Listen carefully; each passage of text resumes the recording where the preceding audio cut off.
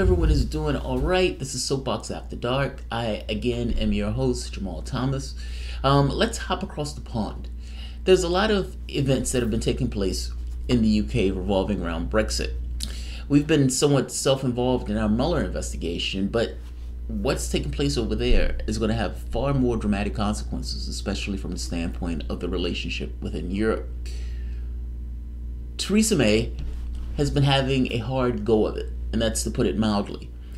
For all intents and purposes, her government seems to have lost control of the Brexit process. In some cases, this is literal. A few days ago, Theresa May goes into a press conference and she makes the argument to the British public that it is Parliament's fault that Brexit has taken this long. That the 2.5, 3 years that she's been negotiating Brexit, that for the most part, she's, have been doing her job, she's frustrated, and she's standing with the American public against Parliament because Parliament is just squabbling. Now, ultimately, what she's saying here is, they just won't pass my deal. I negotiated a deal, and they won't pass my deal. And I'm going to browbeat them into trying to get them to pass my deal, saying that I'm on the side of the public. This did not go over well. She needs the parliamentarians in order to vote for her deal. That's the first point. The second point is Theresa May is not distinct from the process. She's supposedly the head of the government, meaning the items and agenda that is set by her and the government that she runs. This idea that it's Parliament's. Yeah. Also, Parliament is squabbling because the public itself is divided on the question. It's not as if Parliament is somehow separate and distinct from the public. This is not American politics. So, there's a few problems that was associated with that particular speech and that particular political gamble. Also, people took it to this level of, with the threats that are leveled at MPs, it is dangerous for the Prime Minister to go in this line of rhetoric. I make the point that whether that's just political spin or whether they're being serious about that, I'm uncertain. But either way, they do have a point. So after that, and leaving from that political blunder, where she was roundly attacked by members of her own party for that particular speech, she goes into a vote where Parliament is determining whether or not it's going to take the reins, literally, from Theresa May in a series of what's called indicative votes. I'll explain what that is, but this is the event because this is unprecedented. So, if in 50 years somebody asks you, I want you to be able to say, yes, I was watching the Progressive Soapbox and he showed me the vote itself. I watched that vote. Order!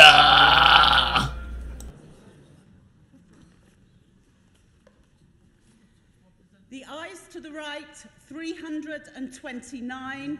The noes to the left, 302.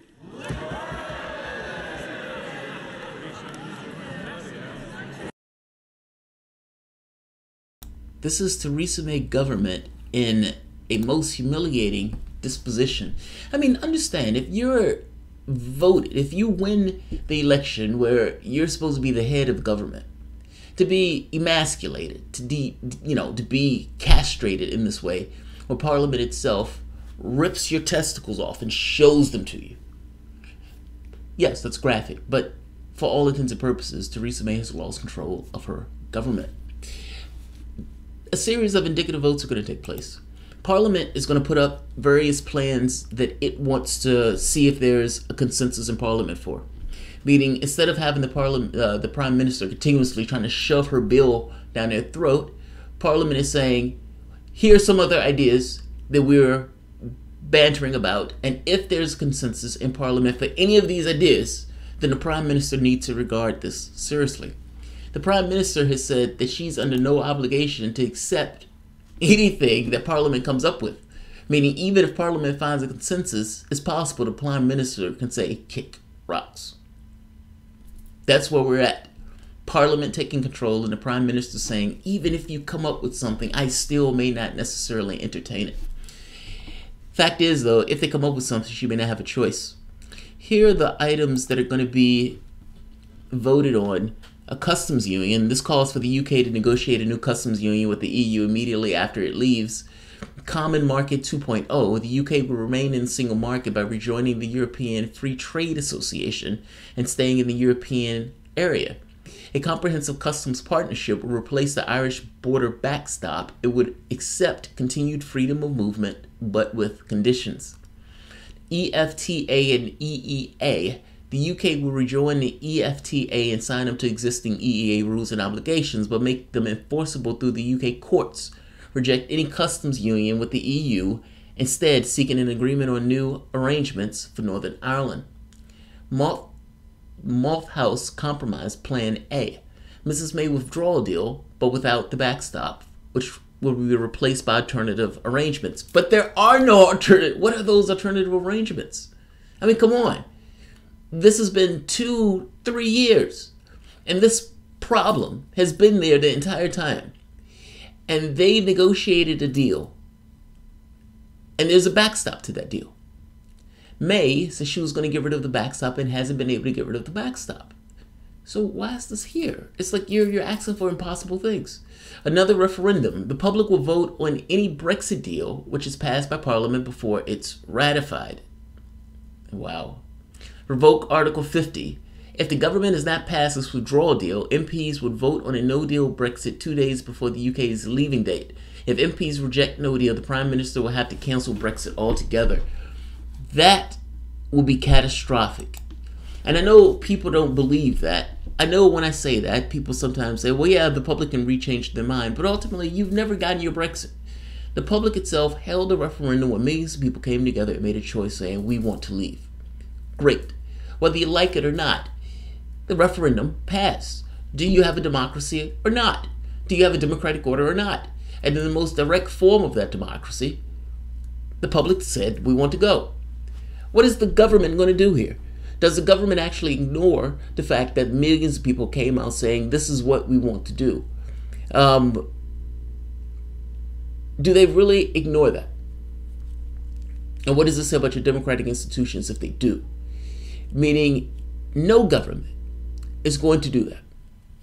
No government is going to do that. There are severe from a theory standpoint, it is problematic that the public votes on something and then the government doesn't enact what the public voted on. I agree with Theresa May on this point. I fully agree with her on this point. I don't like this idea of continuously holding referendums. For that matter, I don't necessarily like this thing where Theresa May continuously brings back her vote. If Theresa May is going to say, you know, this vote of the public itself can't necessarily be re-challenged or can't be relitigated, how on earth does she keep bringing back the same withdrawal bill over and over and over again? I think that's perfectly okay.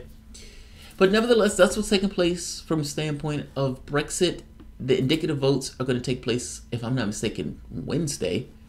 But those are going to go into next week. Let me see if is there anything else on here. MPs took the unprecedented step of voting to seize control of the parliamentary timetable on Monday in an attempt to end the deadlock over the terms of the UK's exit. Groups are now putting forward a variety of different options for the UK's future relationship with the European Union. Several of these are based on the assumption that the existing withdrawal agreement with the EU will be approved, albeit with changes to the controversial Northern Ireland backstop. Others call for a basic free trade agreement with the European Union and another referendum on whether Brexit goes ahead. It will be up to Commons Speaker John Burkow to decide what is voted on. I'm trying to think of anything else.